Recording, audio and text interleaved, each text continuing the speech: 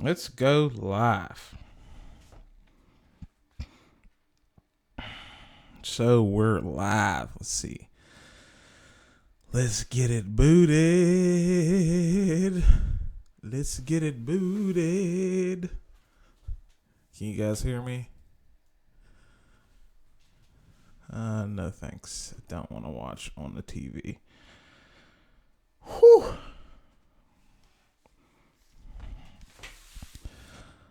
Okay. Does that look good? Am I live? Am I live, guys? Does it? Oh. Someone forgot to close the door. That someone will be me.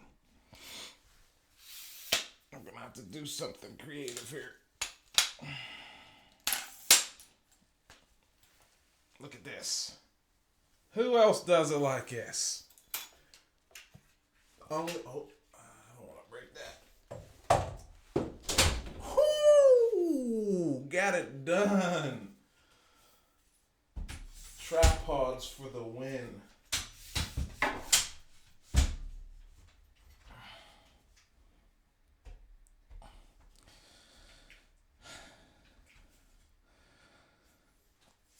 Ooh. Shit. So, what's going on, guys? What's up? What's going on? We got a little bit of situation brewing in our little community of fellas, right? Have you guys seen? Let me know if you guys seen it. While I try to put this tripod away. There we go.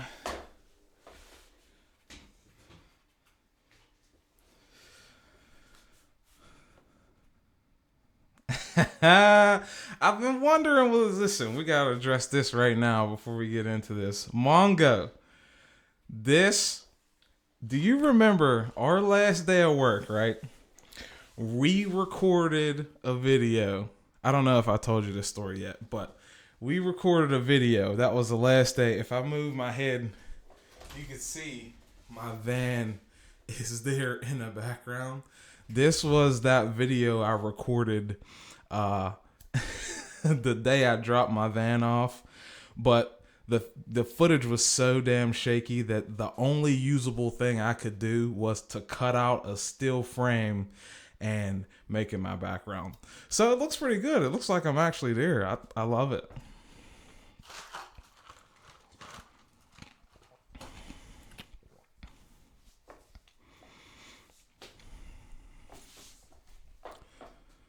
Oh, man.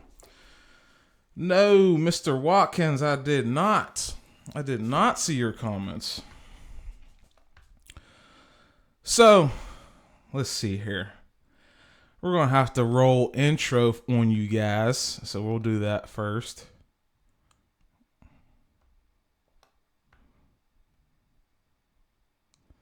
No. Oh, I messed up. Not big time, but I did mess up.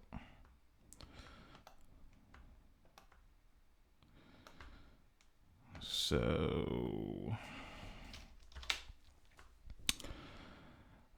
I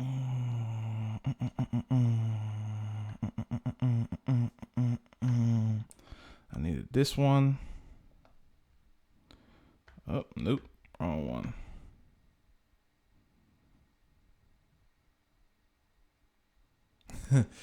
Never watched 10 minutes total of The Bear, huh? I needed that up. And I needed...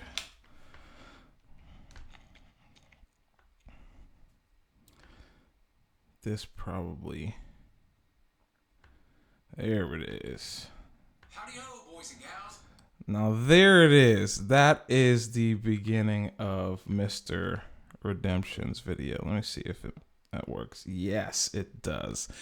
So let me roll intro on you guys. Welcome to Garnett Live.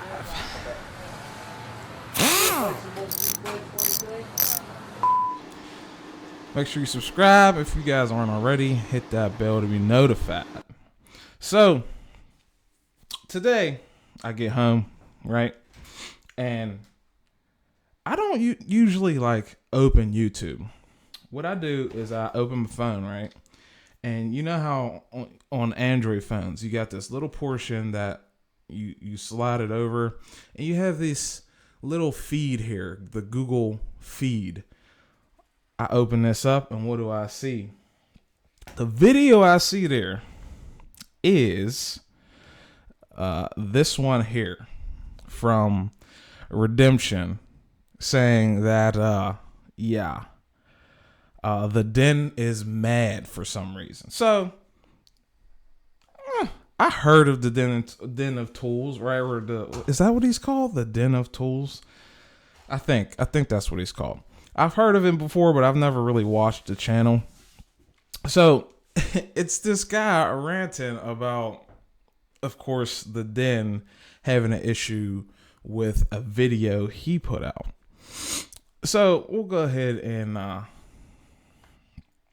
give you a snippet.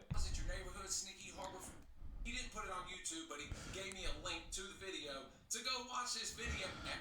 They send us new tools all the time. He may have said a few negative things about Harbor Freight. Pretty much accusing the Den of Tools of being a Harbor Freight shill. And that is like, in our community, one of the biggest cardinal sins when you can be a shill. Now, it looks like the issue stemmed over this guy, Redemption, being sent some tools from Harbor Freight. Then the relationship soured. After that, he went on to, the relationship soured because he gave an honest, as he says, opinion about the tools in question. Then the relationship between him and Harbor Freight soured once he also put up his real opinions. The Den of Tools commented and about how he was wrong and how Harbor Freight should be heralded as that, that low grade, that best bang for your buck tool, that end all be all, when this guy Redemption is saying that it's really not that. And after watching the entirety of Mr. Redemption's video, I reached a conclusion that a lot of us have misconceptions over. So, certainly the Den of Tools, this guy has commented on my channel once a year ago, and I noticed that he only had like 2 subscribers then. So I don't know how the Den of Tools kind of rose to such a great height of popularity. If they're at that height, let's take a look at their channel. I mean, they seem to post a video every day. But yeah, and they do like, I don't know, videos like this will get 25,000 views. You know what I'm saying? Really cheap. But the most viewed tools, or the most viewed videos on the Den of Tools channel, the most popular ones at least, are of Harbor Freight. And I wonder if there's even more. Top 10 tools for Harbor Freight. So it keeps going. Harbor Freight. Harbor Freight's closing. Harbor Freight. Coronavirus. Harbor Freight. DeWalt versus Hercules. Harbor Freight. Let's see. There's one Amazon video.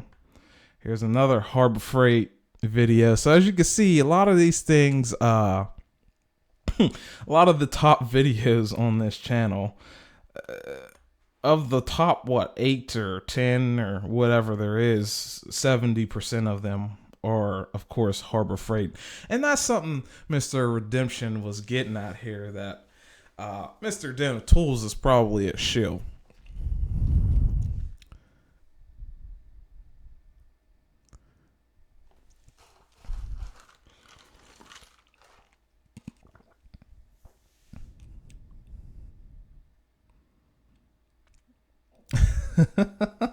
So I'm reading some of you guys' comments here, and they are quite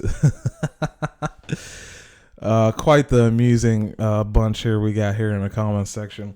But what I was getting at is that a lot of the things I probably would agree with Mr. Redemption here, and some of the things I would not. So every tool YouTuber, right, has this how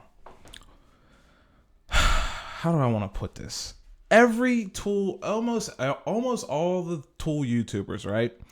They don't really separate the retailers or the rebranders from the manufacturers. So I think the majority of Mr. Redemption's actual issue with Harbor Freight actually stems from Harbor Freight not being a manufacturer. They don't really design the tools. They don't really, we'll put it this way. As far as the involvement that Harbor Freight has in designing the tool is how their logo looks, or how their handle looks, or the packaging. But when it comes down to the actual tool, the testing, the specifications, Harbor Freight doesn't do any of that. So when you see a tool like a Harbor Freight Icon ratchet, that ratchet is probably sold under 10 different names across the world. It's made in Taiwan, and the same exact thing is sold under a completely different name that many of us probably don't even know about. Their Icon wrenches, whether they be the ratcheting ones or the non-ratcheting ones, are sold under many different names. This is completely validated and verified. Many different names. Harbor Freight has zero involvement with the design and specifications of that tool. And his issue was something along the lines of the warranty process being different than that of, say, like a tool truck, where that on that tool truck, maybe a Matco, maybe Cornwell or Snap-on, or even a Mac, most of their tools, they are the manufacturer, right? With the exception of course, Matco. They don't manufacture anything but toolboxes. But Snap-on, they're the manufacturer, so when you go to warranty something on a Snap-on truck, they can rebuild it. They have rebuild kits. They made the tool. But a big thing, right? And that was a big sticking point for Mr. Redemption, is that you can go on a tool truck and get your tool rebuilt, and you don't even have to leave your shop, right? And I think it's kind of like a one of those, you're damned if you do, you're damned if you don't, because some of the reason Harbor Freight gets praised is because, and Mr. Redemption also says this in his video, because they are a physical store that you can go to that has tools on hand. Well, the tool truck, on the other hand of that, you complain about it, having to drive there when they don't give you what you want. So it's like, is it a good thing that it's a brick and mortar store, or is it a bad thing that it's a brick and mortar store?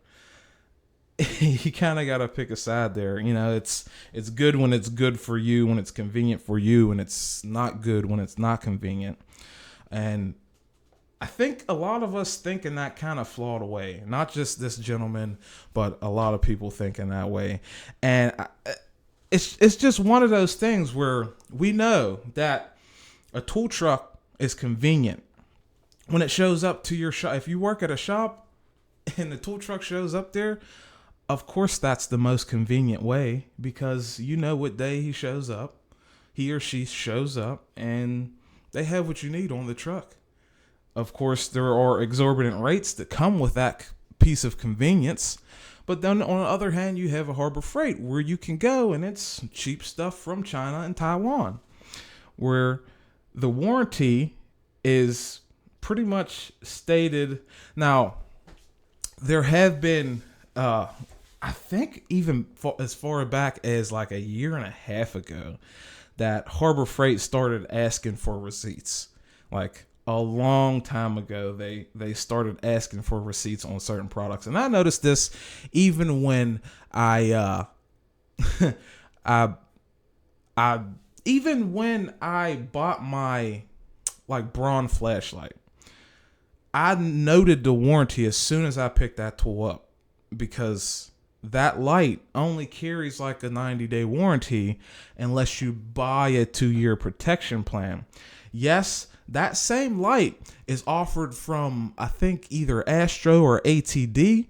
But guess what? Astro or ATD is double the price, and they have a lifetime warranty. On the Harbor Freight side, that light was $24 with the 20% off coupon. Plus, you add on the $8 that it costs to have the 2-year protection plan. And that's the only way you're getting your warranty. So there's a vast difference between the way a retailer is going to do things. Like, look at the way Sears started changing their warranty practices towards their demise. They were primarily a brick and mortar store, and I've had reports of guys taking a tool they've sold for almost the entire time Sears has been in business, taking a tool and saying, no, we're not giving you a new one anymore, we're going to rebuild it. And people didn't really take a liking to that, because in the past, you would just walk in, hand on a tool, and blam, you get your new one. And I think Harbor Freight actually created this scenario and this problem on their own. It's the same problem that Sears created, because once you get consumers used to directly taking their broken tool back to the store, and they're going to expecting to get a new one in return. Once you start changing that, people are understandably going to feel some type of way about it, because it's now different than the former process. But the thing I want to really drive home here is that when you take your tool on a truck, right? That tool, you know what I'm saying? You paid for the convenience of that tool. You paid for American-made stuffs, right? When you go to Harbor Freight, it's cheap for a reason. There's, of course, going to be some liberties taken out of the actual person's version. Now, Mr. Redemption also had a issue with the way that Harbor Freight is positioning themselves. And I think that that's really what they're trying to do. He said something along the lines of, if you want to get that professional tool user in the door and to keep them coming in the door, you're going to have to more or less act like the tool trucks. I don't really agree with that, because most of Harbor Freight is marketing, right? Like I said, they don't really have that much of a hand in actually designing and commissioning their own tools. Maybe the way it looks, yes, but as far as the actual tool itself, they don't really have a hand in that. So what they're doing is marketing to the mid-range consumer. All right, you have your guys down here that don't give a damn. They'll buy tools at Walmart. And then you have your guys up here that will buy the most expensive Snap-on whatever. They are going to use that marketing, because to this group down here, this looks like, if you're telling them that we have this quality of product, right? If you're telling this group down here that we have this quality product, they're going to look at that as, something to like look up to, like it's something to be admired, or something of value. It's better than that Stanley, when really it's on the same level as a Stanley, just with some better eye candy and better features. It's designed pretty much in the same place. And that's true for the ratcheting wrenches. It's the Taiwanese Proto and Mac. ratcheting wrenches are made by the same manufacturer that makes the Icon ratcheting wrenches. No ifs, ands, buts, two ways about it. So that's really what they're doing. They don't want that super professional customer. They know that they can't compete with them. But as long as they keep comparing themselves to them, that the customer down here that's going to spend that smaller amount of money is going to come in and buy their tools because it's marketed as quality premium product, but at a mid or low tier price range. And that's what they're doing. They're not trying to sell Mr. $100,000 in tools, Snap-on tools, a socket set. They know, Harbor Freight knows that guy already has bought all his sockets. They know that guy who has spent 20 years wrenching has everything he needs. They're not marketing to that. They're comparing themselves to them on purpose to sell you a lower end product. And that's really what a lot of us tool tubers don't like come to a realization of, you know? So let me go back and that was my little rant. Now, when it comes to the situation between these two, Mr. Den of Tools, I've seen a couple videos from this guy, and he seems like the type of guy that I'm gonna go out on a limb here and say he actually does seem like a shill. Every time I've seen a cheaper product released, it seems like somehow that brand, he has some connection with that brand, or their hands are in his pockets or something like that. When those, it is almost every single cheaper brand I've learned about, it's like this guy is like on top of it. But when the more established brands come out with something new, it doesn't seem like he makes too many videos about that type of stuff. So let me go back and read through some of you guys' comments, because it looks like there's quite a few here. Now, Joe Framer. What I'm talking about is when Proto and Mac had Taiwanese. They might still have Taiwanese ratcheting wrenches. The Proto ratcheting wrenches that are made in, or last I knew, a couple years ago, we'll do it like this. A couple years ago, Proto, the only made in USA Proto ratcheting wrenches were spline.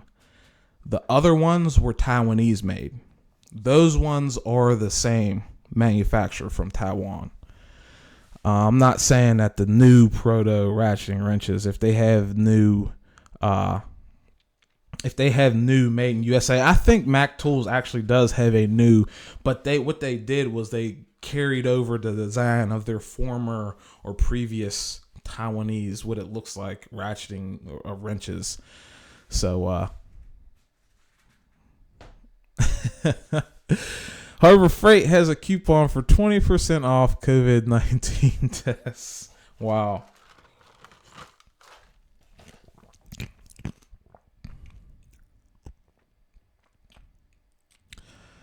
He is selling his tools. He is not capable of using them much now.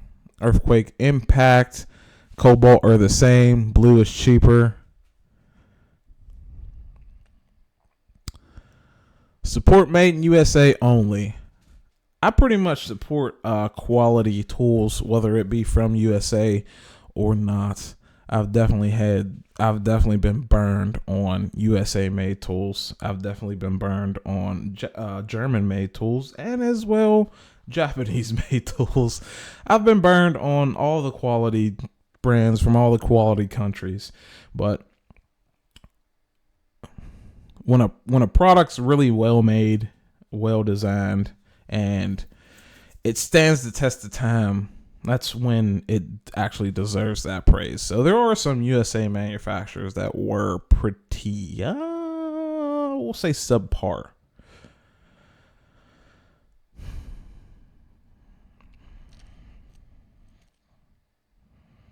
U.S. General is coming out with a new color. The new color is COVID-19. What the jokes? What the jokes? King's what's that? King Sport Tool Review.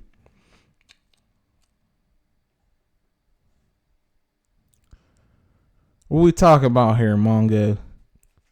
I have a set of gear wrench stubbies, ratcheting wrenches. I've had those for 25 years. Haven't had a problem yet. My man Garnett didn't play that game. It can be the same factory, different steel. True.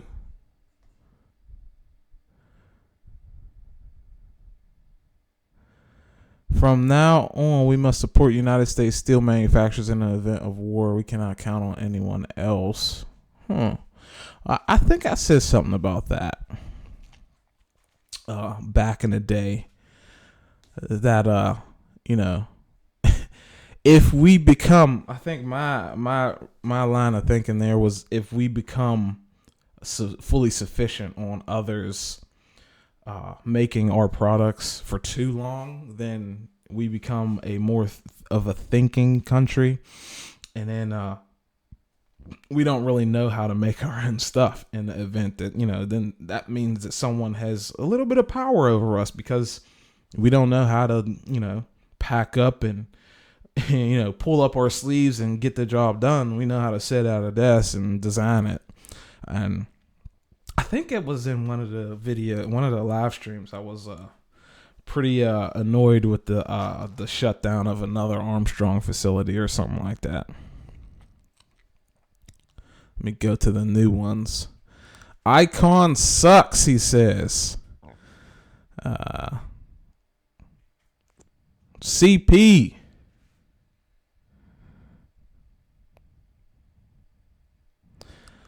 How many of you seen or used Japanese Craftsman? I don't even think I've seen Japanese Craftsman. I've heard of it.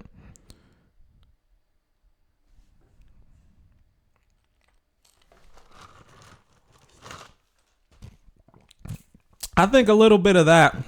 Mr. Robert Walters thinks the real issue is that home guys want to feel like they have the same tools as professionals without the professional budget. I think that ties into a little bit of what I was talking about them.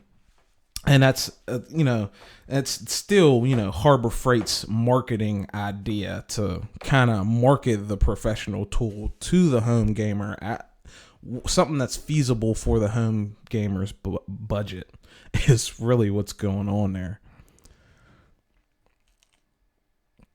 Have you tried any Knee-Pro stuff? I have tried Knee-Pro stuff. I have Knee-Pro sockets, a couple Knee-Pro sockets. I have a Knee-Pro ratchet. I think that's about it, though.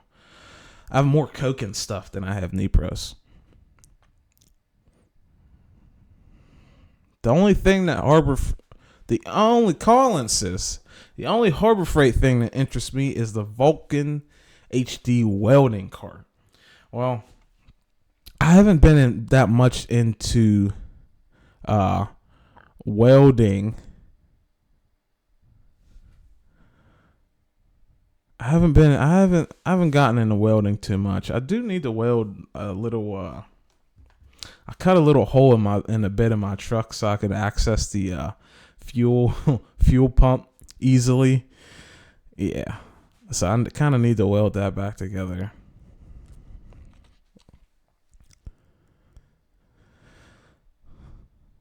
Let's see. VICV1 says, you should see the Den of Tools' newest video. He got a Hart string trimmer and went to what seemed to be a public park to test it on grass that was probably less than an inch tall. Wow.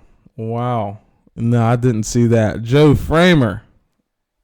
Yes, that was what I was getting at, Mr. Framer. Is there are, because I've seen them in the catalog.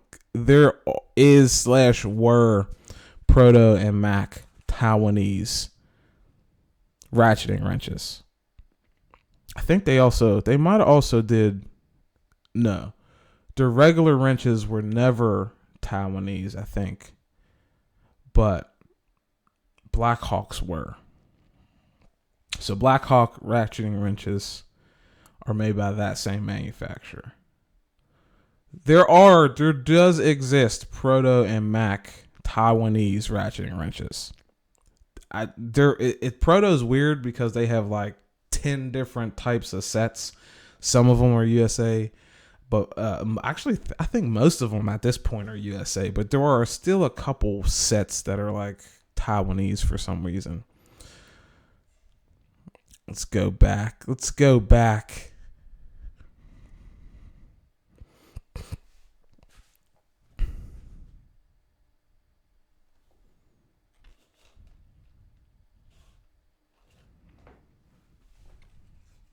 Robert Waters. Anyone who thinks the larger tool reviews are being honest and not selling out should talk to me about some nice beach property. Wow.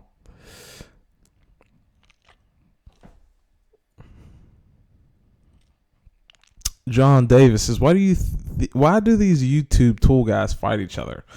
I think okay, so I'm gonna have to bring someone else into this. It's not fair to bring this person into this, but I have to for this response, because some of these people take things or comments about tools personally. And on one side of things, I can definitely understand that. On another, I don't. So Mr. Hazel Tools, right?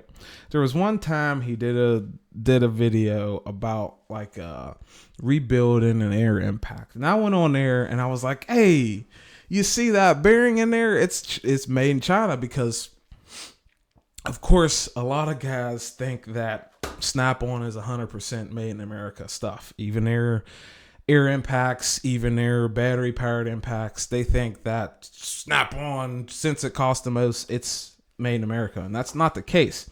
And that's the only thing I was joking at, the irony of there being a Chinese bearing in that tool. Mr. Hazel Tools kind of took that personally.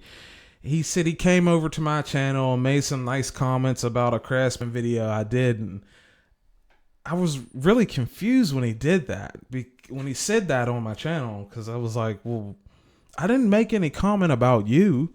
I didn't say a damn thing about you. Actually, I said it about the damn tool. Well, some of these guys on this YouTube thing, they take this stuff so personally. Just because you like, we'll say, Tekton, and I hate Tekton with a passion. I mean, that's not actually the case. We're just using this for an example. I mean, we might use one that's actually more feasible. We'll say Duralast.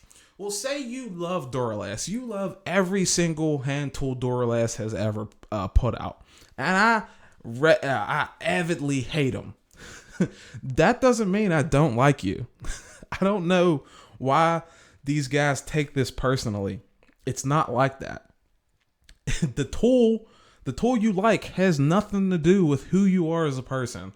I want you, both of you guys, if you come across this video, I want you to realize that just because one of you guys hates Icon or loves Icon or hates Harbor Freight doesn't mean that, you know what I'm saying, you have to go and attack the other person because they don't agree with your opinion. That's not how this thing really works.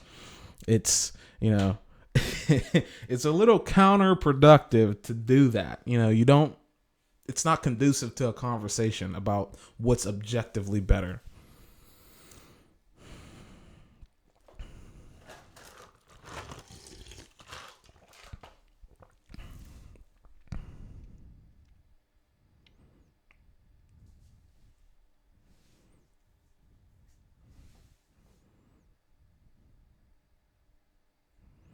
So let's jump back into some of these comments.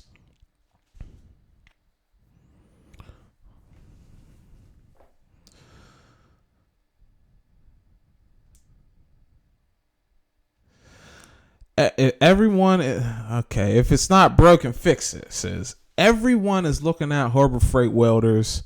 Need to look at Eastwood.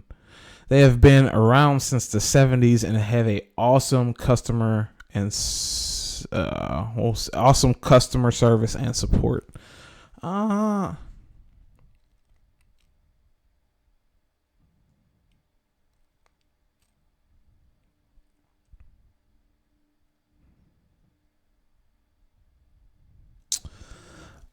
John Erickson. I don't really know I can't really get what he's asking here. Talking about Blackhawk, where their impact sockets where were they made in China? I don't know. I don't know if they were made in China. Maybe China, maybe Taiwan. Kyle says, also, Garnett, I changed my fuel pump on my O2 Sierra. I went unbolting half the bed of the truck, jacking it up, and was able to remove the pump that way. Thought about cutting the bed, didn't. Yeah. See, what happened with, I have a 07 Silverado. That is the 08 body style. So it's a 07 and a half Silverado. I went to, like, it started leaking, right? Or it started, actually, here's what happened. It gave me a hard start issue. So, you know how on newer Chevys, you can just bump the key and it just like cranks on its own. You don't have to hold that key. Well, it started like at the end of that little 5-second timer or whatever it does, it would only start there. And over weeks and weeks, it progressively got worse. And I would do that and it wouldn't start at all. I would have to turn the key again to get it to start. And I'm like, something is going on with this truck. And every weekend I transport my son in that truck.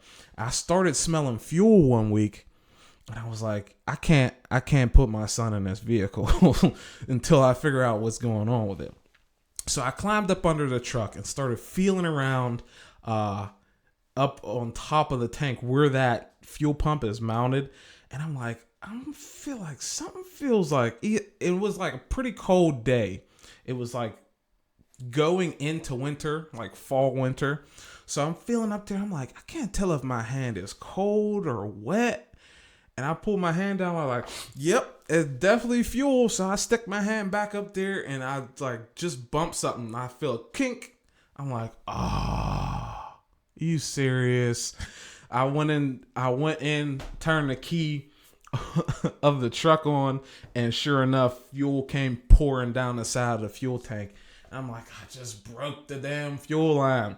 So, of course, I had to order new ones from, I ordered a new lock ring and a new pump, and 2 new lines from Rock Auto, all of it. And this was like a Wednesday, and it was saying it was going to be delivered Saturday. So I'm like, I got to get this bid off or I got to get this tank down. So the tank is held up in there with 2 straps. I took one of the 2 straps. I started hammering on it with my little stubby Milwaukee, and like the bolt was like spinning. And I'm like, this would be as hard as possible. So long story longer, I decided, I was like, okay, I'll unbolt the bed and lift it up. Well, I got an extension and my air impacts out, and I started hammering down on these bed bolts, and every single last one of them spun. And I'm like, my luck couldn't be any worse.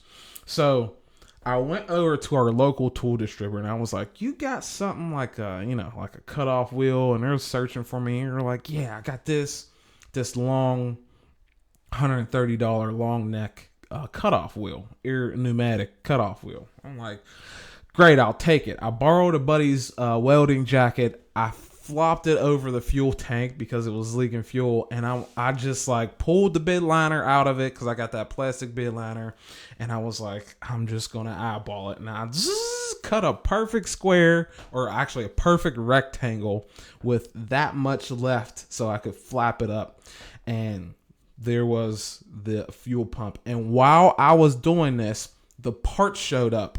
So I got all my parts. I got all of this done on like a Friday afternoon after work. My parts showed up. I cleaned up, went and picked up my son like an hour later. It was like perfect. And I felt very great about it.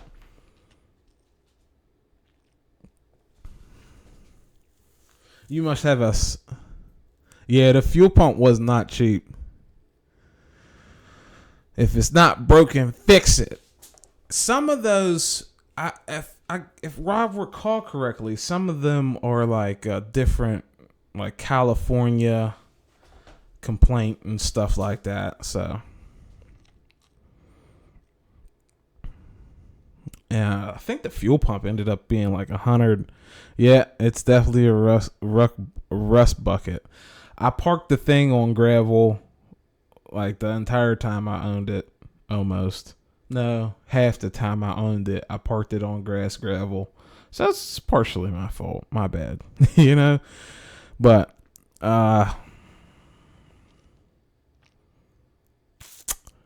King Sport Tool Reviews says, see, this is one of the guys. You get it. He gets it. Yes, you can like Star Wars and Star Trek both. Just because you like one better does not mean you have to hate the other. Okay, bad example since they both suck nowadays, he says. James Watkins, go to a salvage yard and cut a bigger piece of the bed. That actually would work, but then I would still have to weld it or bolt it down. Eastwood welders are pretty good. Frankie M says, speaking of Frankie M, how you doing? Dano says, some people are really big crybabies when things don't go the way they want. Yeah, of course. Males Mobile Services, Gangstar, doing it for a rep.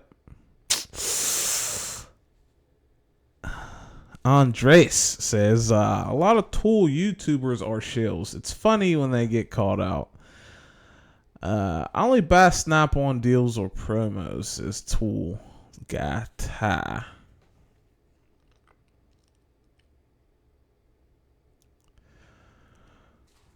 Bumble says, I usually buy used Snap-on if I'm going to buy a Snap-on product, but if you get it at the right price, it's like money in the bank.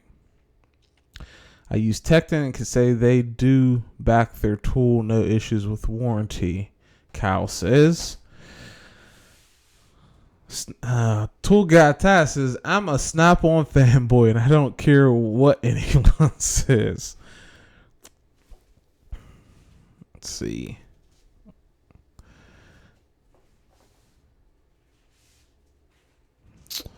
Pat Clark Barnes says, you can't be a fanboy of anything. Everyone has some junk in their tool lineup.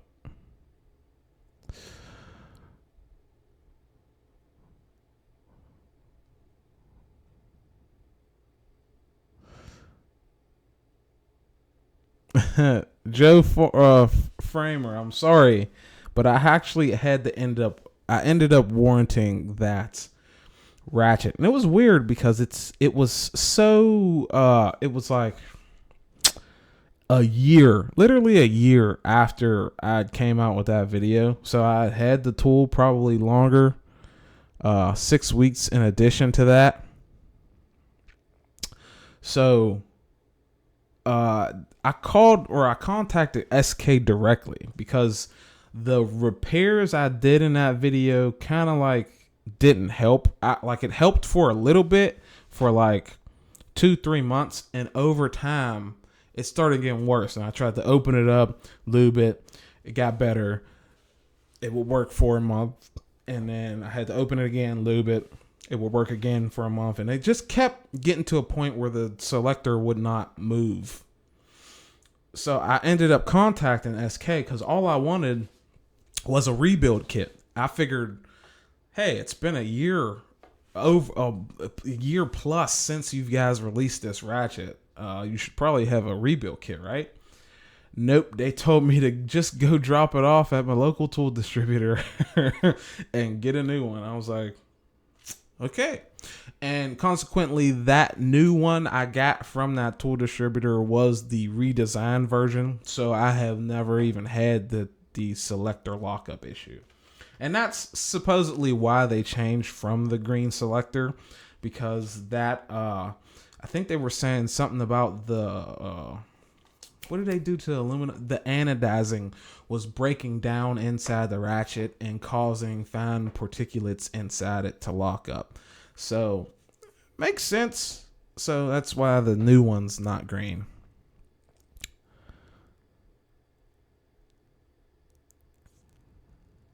Never got the showdown between Snap-on and SK. I know, and it burns my ass every day if it's not broken. Fix it. I had like every day I do this YouTube stuff. I think about that video and like how to do it. So one of these days, I'm just gonna pop down to my van. Maybe even tomorrow, I'm just gonna pop down to my van and just do it because it needs to be done. It's been way too long since I promised that video, and I should have done it. I'm just a huge procrastinator. Dano's Toolbox says, I'm a her brand fanboy, but I have tons of other brands. Well, that's not really that's not really serving you good these days, huh? Since they're out of business.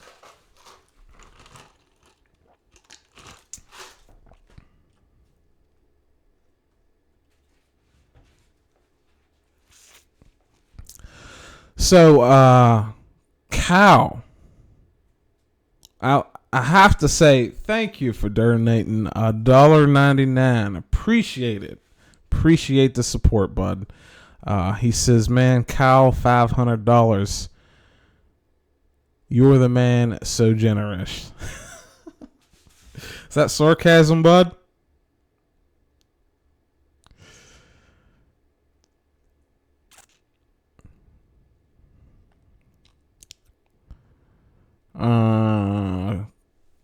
King Sport tool review. I'm a Klein fanboy, he says. That's my favorite tool company. But I'll be the first to admit that not everything Klein makes is the best. Yeah.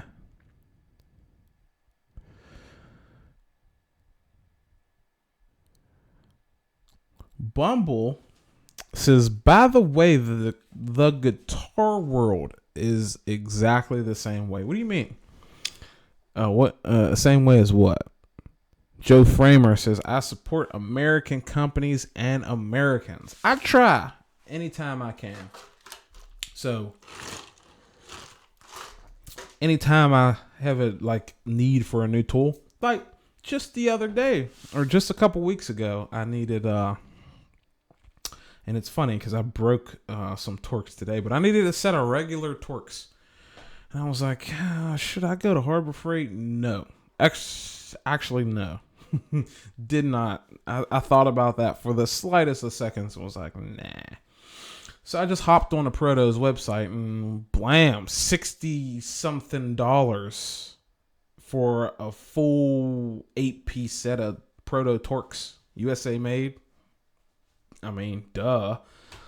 Snap-on will charge you like $200 for a similar set. I think the Snap-on set includes the GM fabled 47 Torx, and the Proto doesn't. But other than that, does one socket justify a difference of like $140? No.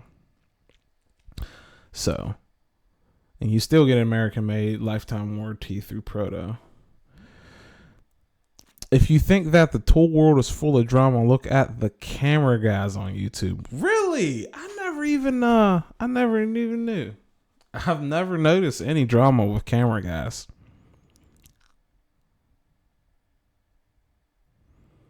Thanks, Al. Mel's Mobile Services. Shouts to Mel's Mobile Services. Donating $2. Appreciate it, bud.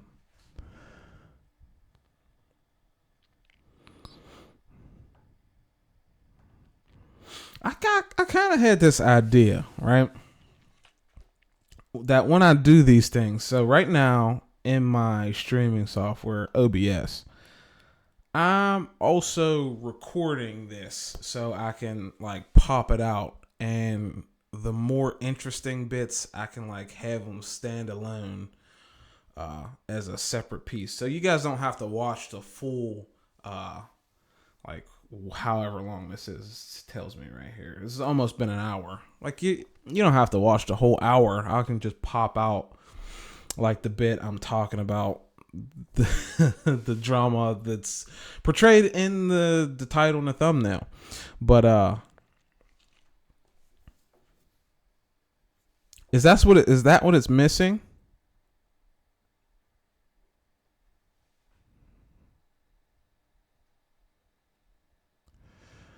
I've seen some good deals lately on the marketplace and eBay. I don't know. T27 was in the set. I think it was in that set. I think the only one the Snap-on set included over the Proto set was a 47. Because that's not like a normal. It's always increments of 5. Unless you get to the 47. Troy, I'm not even going to try to butcher your last name, bud, but he says Williams is a good option. They have USA made tools for good prices. And that is true, but you have to be diligent in checking on Williams tools because there's a line of their tools that are Taiwanese made and there's a line of them that are USA made. Difference is the Taiwanese Asian made Williams tools contain all numbers in their product number. The USA made stuff is like a letter followed by numbers usually, or there's letters sprinkled in with the numbers. So like the Williams USA ratchet is like a B-52 or something like that. And if there's a Taiwanese counterpart, it would just be like a 78452. Okay. I got you, James.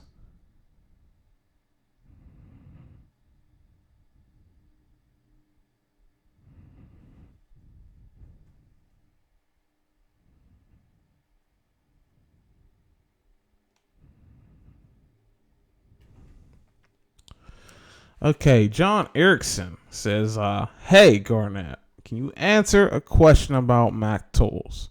I haven't seen a Mac tool bender in about, maybe you mean Diller, in about 10 years now. Are they out of business or no? No, Mac Tools is still alive and kicking. If you check out Mr.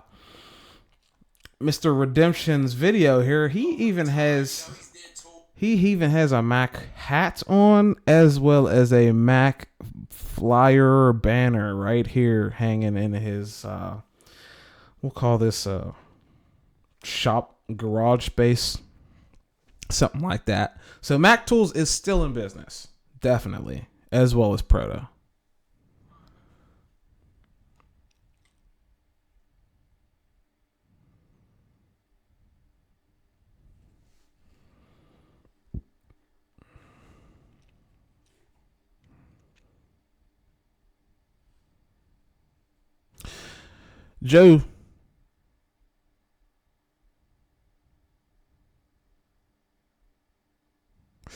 Joe Framer says Proto Mac Snap-on right SK Mayhew, new or used, or German, Knipex, Viha, Ghidorah.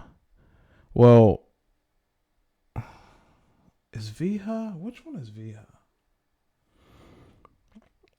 Okay, Viha is German. It's Wera that's not German.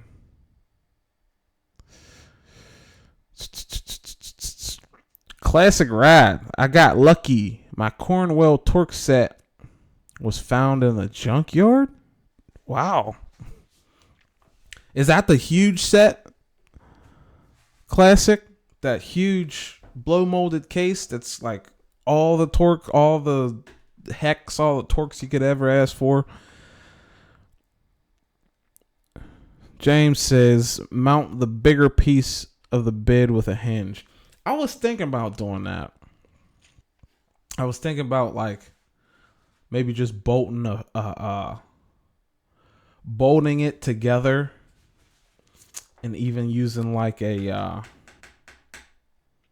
nylock nut on one of the corners so I could just swivel it out of the way.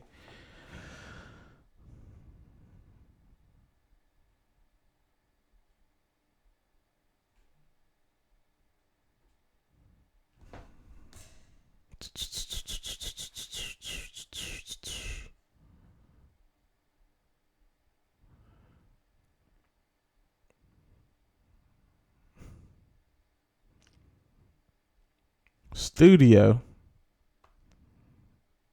Oh.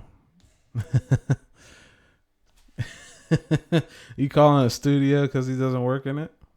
I don't know. I don't watch Redemption's. I don't watch his videos on the regular. It's like I said, it just pops up it just popped up in my Google thingy for some reason.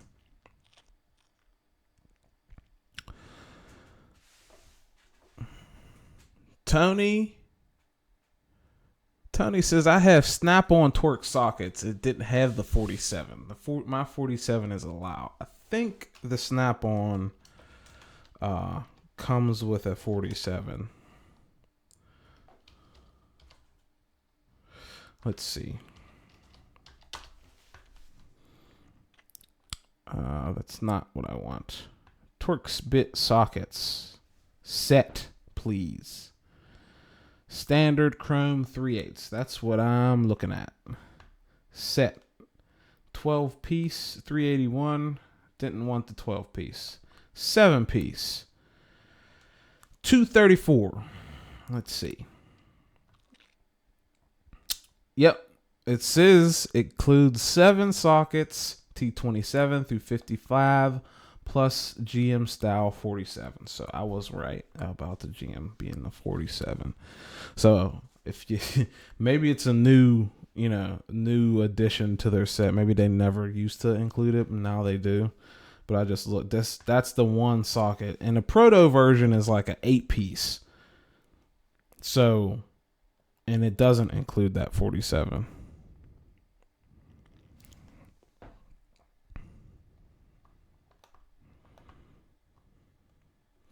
Let's check out the Den of Tools. The Den of Gadgets. What is this?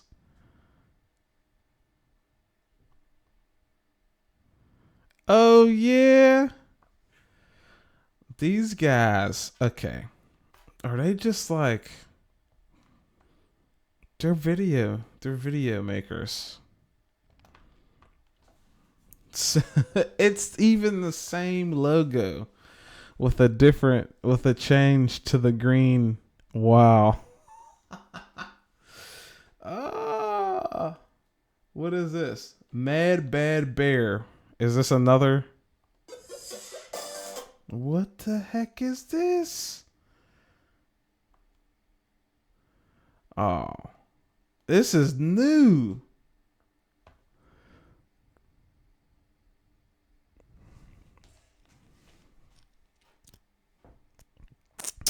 I got robbed. How'd you get robbed, Tony?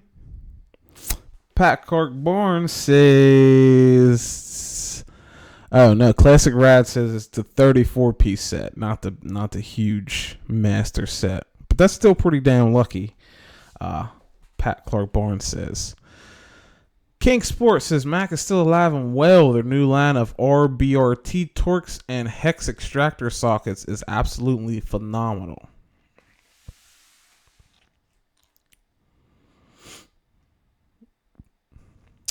Joe says Mac is cool. I even have Mac truck come to my house.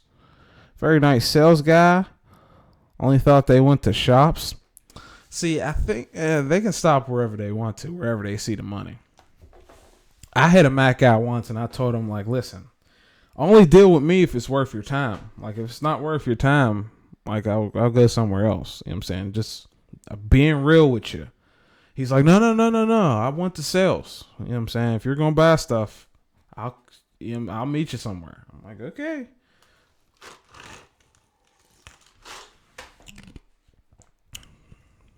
Oh, yeah. You got robbed. You didn't get this 47. Yeah. If this is your set, you did get robbed. If that's the product number of your set, you did get robbed. Because it's supposed to include that 47. I wonder if the big set and that set's $234. Okay. Now, granted, I don't even know if Proto makes a 47. But their 8-piece, I think, goes to 60 from 25. Or maybe it goes to 50 from 15. Or 20. Something like that. You know what? Why am I being stupid? Let's just look it up. So you see, that set's 234, 27 to 55.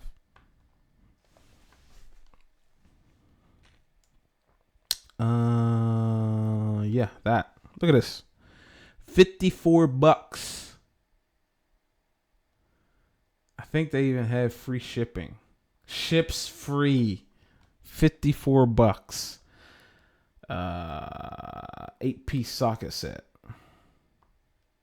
Yeah, let's see it. What sizes do you get? So it's a 15 to 50. So you don't get the 55. And you don't get the 47.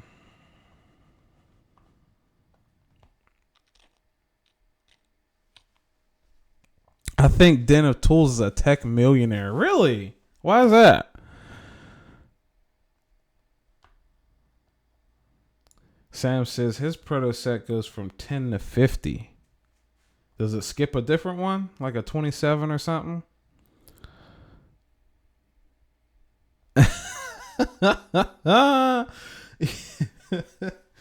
Yeah. Just pull out your credit card and listen, hi-fi. Pull out your credit card and you can make what's that? 4 easy payments of $13.95 and that'll cover it.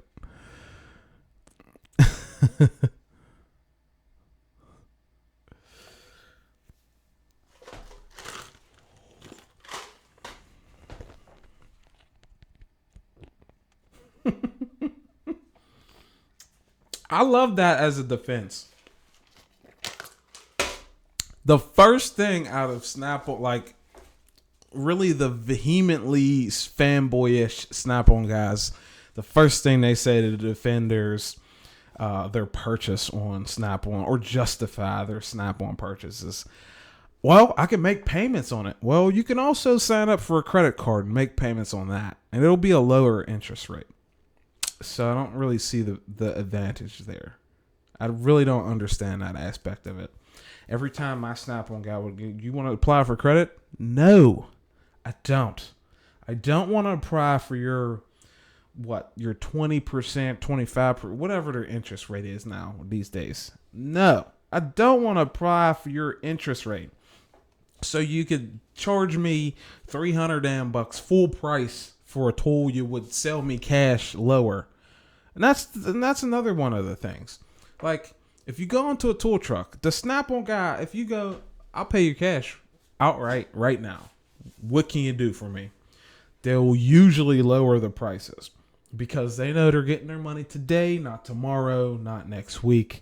They don't have to hunt you down to get their money. You get it. They get it right then and there. And when you're looking at a set like this, we'll go back to the Snap-on socket set here. And when you're looking at a set like this, that is quite literally more than quadruple another American-made set, it's a no-brainer. I'm sorry. I'm not going to apply for your high interest rate credit account on your tool truck. Just not my thing. Just so you can charge me the full price of the tool? No. I'm not doing that. And I don't know why people do who have the money to buy something like this, because monthly the payment on something like this Snap-on set is going to be the price of this proto set. they're going to tell you, oh yeah, that's going to be $15 a week. You know, the 234 is going to, you know, plus whatever you ordered, $15 a week. And, you know, with the interest rate, you end up paying $300 on the set or something like that. Something, or what's that? 20% of 23 is what, 40 some bucks. So yeah, you end up paying $270 when that's like 5 times what the normal set would cost you from Proto. Still American made. And what's the advantage again? I don't really know. But I just love how that's the first thing out of someone who avidly supports Snap-on. It's like, oh, I could just pay weekly. They'll just take it out off of me weekly. No, like, this is quite literally the example of why credit is bad.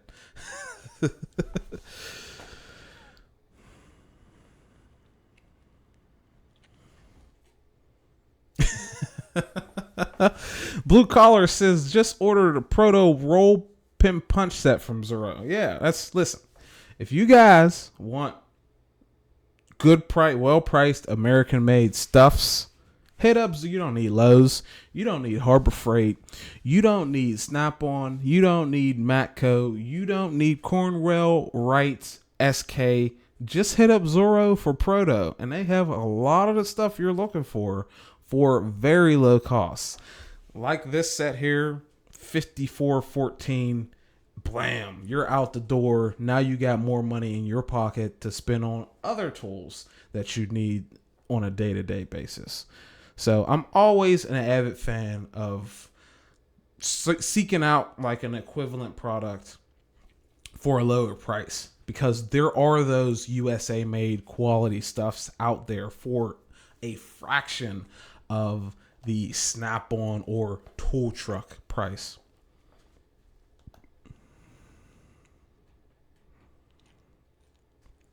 We'll see you if it's not broken. Have a good one, bud.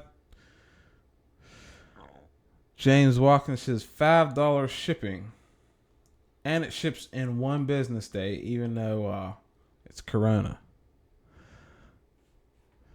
It's Corona times. King Sports says Northern Tool sells Proto on their website too. Sam says I have a ton of Snap-on tools, bought almost all of them from pawn shops. Now that's very reasonable right there. You can seek out pawn shops. A lot of guys tell me that a lot of stolen stuff ends up in pawn shops. Well, I can definitely see how that happens, or I could definitely see how that's a possibility, but like, I don't know. If I don't buy it, someone else is gonna, right? But I mean, I could definitely see how I've seen people actually walk into a pawn shop and like pawn off tools that like were good quality tools. They just, they're getting out of the business, or, it's not like you see a crackhead or anything just, scratching or like, oh, what do you give me for these? They know those guys. You see pretty normal people walking in pawn shops, and I've been in a bunch of pawn shops. There's not that many in my area, so I pretty much frequent the same ones. Half Fast says the best thing about Snap-on tools is when people see I have the ratchet set and a couple screwdrivers, they think I actually know what I'm doing. Wow, that's a pretty that's a pretty shady admission.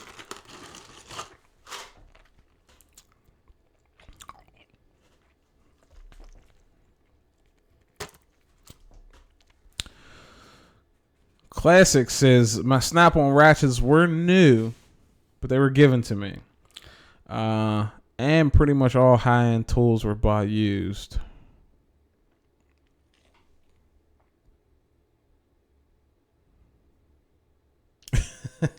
Bumble says, admittedly, some of that Snap-on stuff, you need to have your head checked if you buy that. Yeah, some of it is quite the price. Like, seriously, I don't understand why Snap-on can come out with a multimeter, right? A specially designed multimeter that has a mediocre Bluetooth function and a mediocre remote function, right? When you could get an actual, fluke, trusted and, battle hardened and trusted fluke for a couple $100, a good one. If you're diligent on eBay, you can even get a nice fluke, like a hundreds, like $400, $500 fluke for a quarter of the price. So some of the Snap-on stuff is just ridiculously expensive. And I, like, a couple days ago, I pondered this. Like, I laid in bed, and it must be a testament to how lonely I am or something, but I laid in bed and I thought, like, I don't know what would make it better. Like, if more people bought Snap-on stuff, would they lower the prices or raise them? You know what I'm saying? On one hand, you get more volume, more sales, right? Which means you can lower your prices because you're selling so much more. Or does that mean they raise their prices because they think, oh, yeah, these people are still buying, I just don't know what would make it better.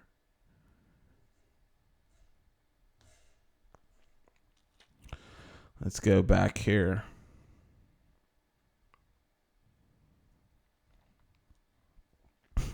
High Five Vegas is, how much is this ratchet? What kind of payment you looking for? That's pretty much the conversation tool guys and tool salesmen with tool trucks have with the younger technicians when they hop on a truck. Well, what are you willing to pay? How much I could give you a truck credit, or I could give you I could apply for Snap-on credit. Like, no. Every single time I've been on a Snap-on truck, I have paid with my card. Take it off me, because I don't want to be blindsided by something you do.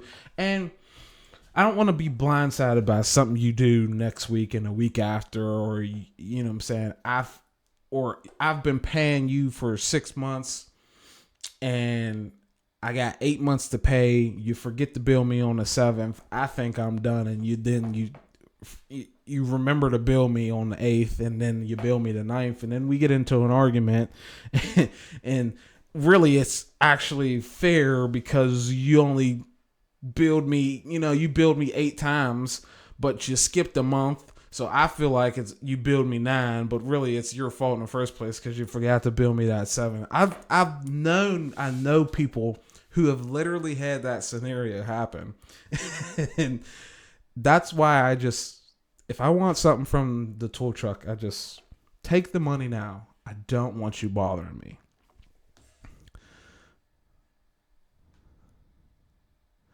High Five Vegas donates $1.99. Appreciate it, bud. Appreciate it. He says, love the channel. Keep the videos coming. I certainly will. I certainly will try, sir.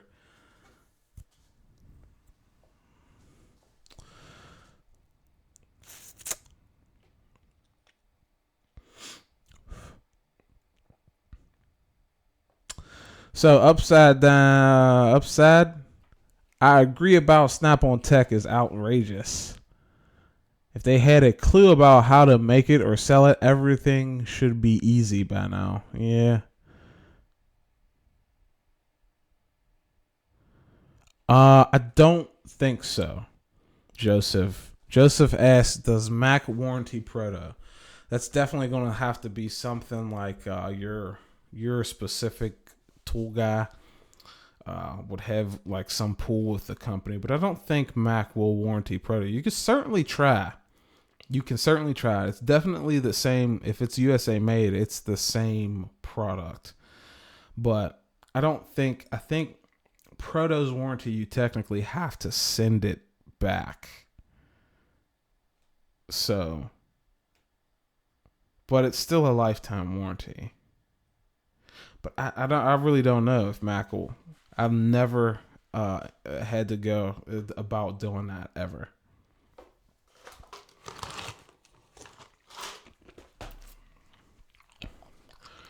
And that's another thing that we as consumers, tool consumers, like, we expect warranty to cover. For some reason, a lot of us expect a warranty to cover like all of it, right? We expect a warranty to cover the whole, no matter what happens to that tool. If it breaks, if it slips out of my hand and breaks on the ground, or if I put a 6-foot cheater pipe on it and it breaks, we expect that to be covered under warranty and us to get a new tool. And certainly it's like feasible for those outliers that it happens to, but it's not for, if companies did it for everyone, they would go out of business. So I think it's a little bit wrong for us to expect every company to warranty a tool no matter what. You know, when something has a cost like this proto set, right? Or even like a proto ratchet. Ooh. So even something like a proto ratchet, like this ratchet here, I have one that's like this. I have one of these. And it's not a quick release. See, sometimes you got to get over that with Zoro. The picture is not going to match the description. That's not a quick release. Or not what we would call a QR ratchet. But I have one of these, and I have a rebuild kit for it because I sheared one of the teeth off. Now, I didn't contact Proto and ask for a warranty. I know what I was doing. I took both of my feet, and with all my might, both of my feet on the end of this handle, and I grabbed the frame of a fork truck, and I pushed as hard as I could, and I sheared the tooth off. That was on me. The tool didn't break. Doing some normal stuff, right? I broke it. So I broke down and shelled out the 12 or 15 bucks it is to apply rebuild to the head of the ratchet and called it a day. I don't need Proto's warranty to fix something like that. It's $12. First of all, I got the ratchet for free from someone because they didn't want it. It was too coarse a teeth count for them or something like that. But even if I had bought it, right, that brings the total cost of this ratchet to 60 bucks. Right?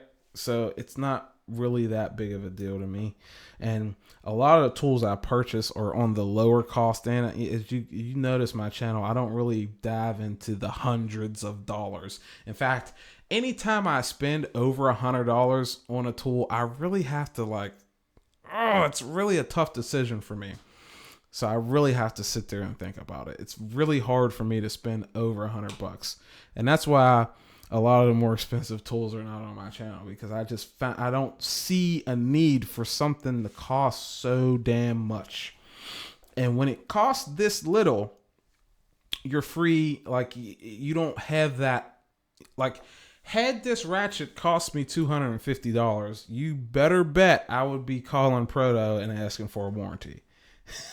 But since it's under 50 bucks, I can buy a rebuild kit and do it myself. It's not that big of a deal.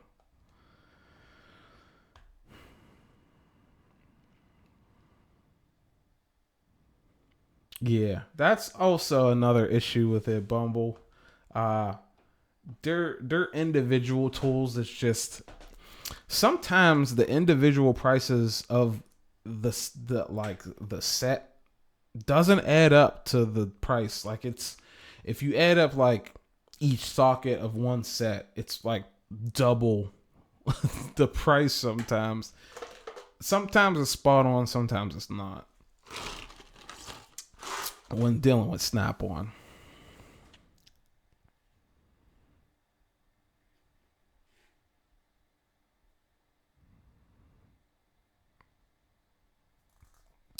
High Five Vegas says, what is your favorite brand of non-American made tools? Favorite cheap brand tools? I'd have to really think about that. And then we'd have to get into like what are you talking about specifically? So are you saying like sockets, ratchets, wrenches? You know what I'm saying? What are we saying here? Favorite cheap brand.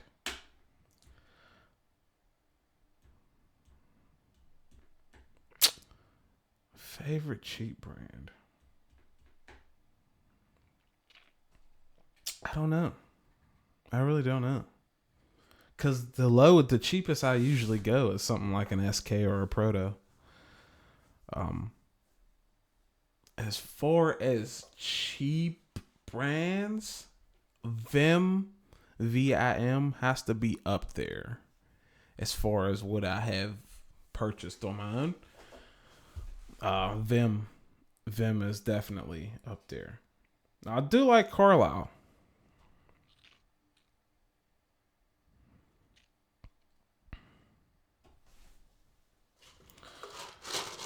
Gotta chew on some ice real quick.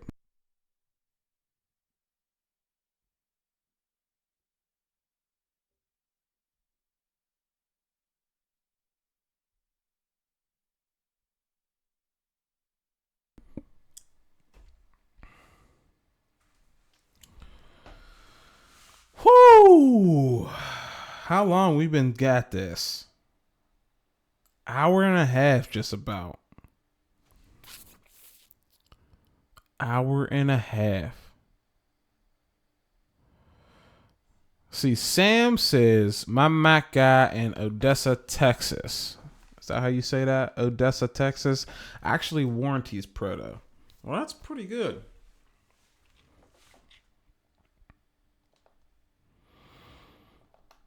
Why is this always messing up?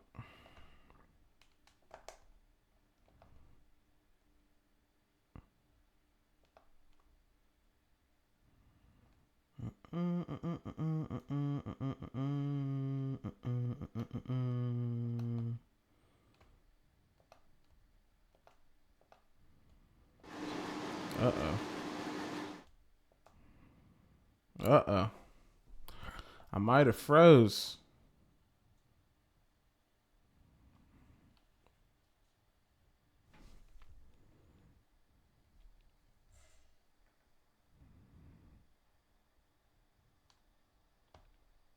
Let's see if I can fix this.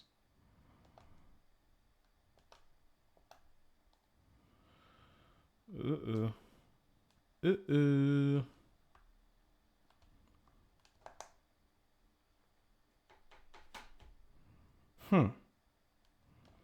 Well, I think that is going to mark an end for our live stream here because, as you can see, I am still in the same spot. I mean, it doesn't really matter, right? Doesn't really matter.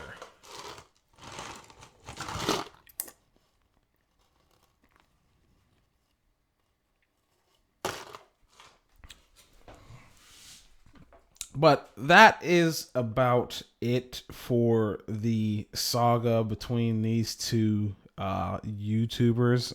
That's kind of like my take on the issue between Redemption Garage and Mad Bear, also Den of Gadgets, also Den of Tools. That's gonna be what that's gonna be the extent of my opinion on that. You know, I just don't understand why guys get mad at each other over tools. I still can't really wrap my head around like actually being a grounded, like someone who exists in this world with us together actually gets mad because someone else doesn't like the same thing as you or didn't come up with the same results as you did. It's just so petty, ridiculous. And it kind of like highlights that you definitely have nothing else better to do. And that can be seen right here. You see the Den of Tools channel, you see the Den of Gadgets channel, you see the Mad Bear channel. Yeah, this guy probably should be investing his energy in other places rather than getting mad at someone about their take on a tool or something like that. But that about wraps it up for this live stream. Okay, I'd like to say thank you guys for joining me. Like I said, I'm probably going to start popping these things out and popping out the relevant bits so you guys can have a really short form look at like a portion of this live stream, so you don't really have to watch the whole thing, because me myself, I wouldn't watch a 2-hour long live stream, so I couldn't expect you guys to. So I'm probably going to end up popping certain clips out and take them out of this main thing, which is why I'm also recording on my desktop. So thank you guys for hanging out with me. Thanks you guys for joining me. Extra special thanks to the guys who donated in the super chat. I appreciate you. But you guys have a good one. I'll definitely see you in the next one. But that's it. That's all I have for you. I'll be sure to leave all the links to everything I talked about in this video in the description down below. As always, make sure you like, comment, subscribe for more videos. If you like, you can check out my Twitter and Instagram if you're interested. You can also check out my KC Tool Co. affiliate link. It's in the description. Thanks for watching. I really do appreciate it, and I'll see you in the next one. Peace.